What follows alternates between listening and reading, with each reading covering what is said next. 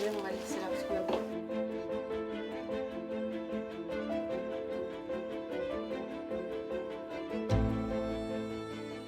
On a devant nous 5 documents, porte-documents, classeurs en tout cas, qui renferment à peu près 4000 dessins de Maurice Sand. Visuellement, il n'y a rien de spectaculaire, hein. On n'est pas sur un tableau en grand format et pourtant la valeur elle est incroyable. C'est pour ça qu'on a très vite été alerté dès que c'est passé en vente en fait par on a des rabatteurs, j'allais dire, des personnes qui nous ont dit attention, on vient de voir passer quelque chose en salle des ventes, c'était au mois de juin. Ça semble incroyable.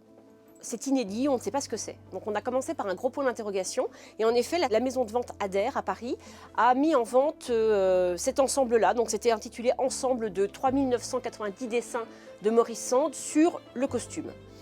Et la vente était le 4 juillet et on a été informé au mois de juin. L'estimation étant de 15 à 20 000 euros. Donc j'ai rédigé une note d'intention à l'intention du maire de la Châtre, Patrick Hudalé, et de Madame Vige Espardo, adjointe à la culture, les informant de l'intérêt de ce lot et de l'opportunité que ça pouvait être pour le musée, en plus dans un projet de développement de musée. Donc le maire a accepté que l'on participe à cette aventure un petit peu folle de l'acquisition et nous avons pu avoir le lot en fait à 15 000 euros qui était l'estimation basse et on a pu préempter pour le musée de la Châtre via le ministère de la Culture.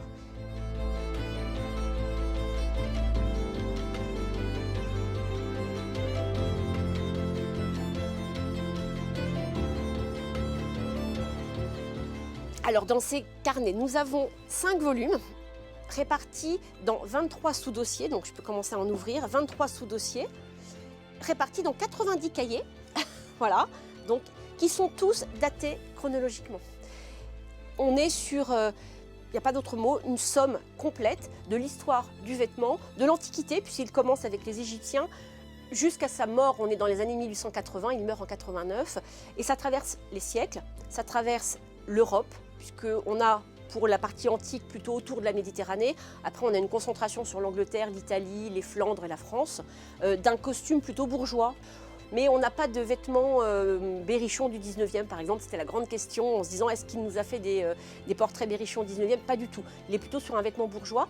Mais ça retrace toute l'histoire de ce vêtement chez les hommes, chez les femmes.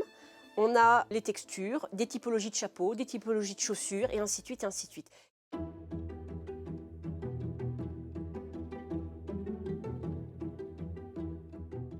Les sources, c'est ce qu'il observe. On a par exemple toute une série autour des tapisseries de la Dame à la licorne qui n'étaient pas à Cluny à l'époque, mais à Boussac, donc tout près d'ici, que Georges Sand et son fils Maurice vont aller visiter et qu'ils connaissent très bien.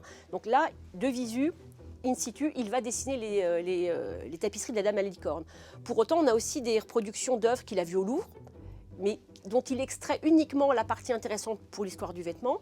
Et on a aussi des œuvres qu'il va reproduire lors de ses voyages. Donc il y a plusieurs approches. Et il y a aussi toute une typologie de dessins dont on pense, ce sera ce qui va nous rester à étudier, qu'il va piocher dans les livres ou dans les journaux.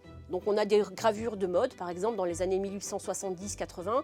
On sait très bien que ce sont les magazines de mode. Donc là, il en extrait ce qui l'intéresse pour faire une typologie des robes de bal, par exemple, dans les années 1870.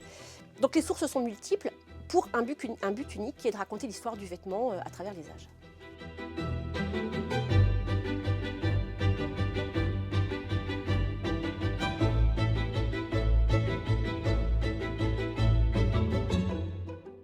Il y a une très jolie phrase de Pierre Rosenberg, qui était directeur du Louvre et grand historien d'art, qui disait « Une archive apparaît et tout à reconstruire, tout à réinventer. Et l'histoire de l'art, c'est une science vivante. » Et là, c'est exactement le cas. C'est-à-dire que nous avons cette somme incroyable de presque 4000 dessins dont nous ne savons pas grand-chose, on ne sait pas pourquoi, on ne sait pas comment. On a quand même quelques intuitions, mais on vient complètement redécouvrir un Maurice qu'on pensait bien connaître. Et finalement non, on a encore des choses à découvrir sur lui. Donc c'est une belle opportunité pour la ville et pour le musée et le territoire finalement, eh bien, de revenir sur cet artiste et de revenir dans une étude plus contemporaine aussi qui va mêler le dessin, l'histoire du vêtement, et ainsi de suite, ainsi de suite.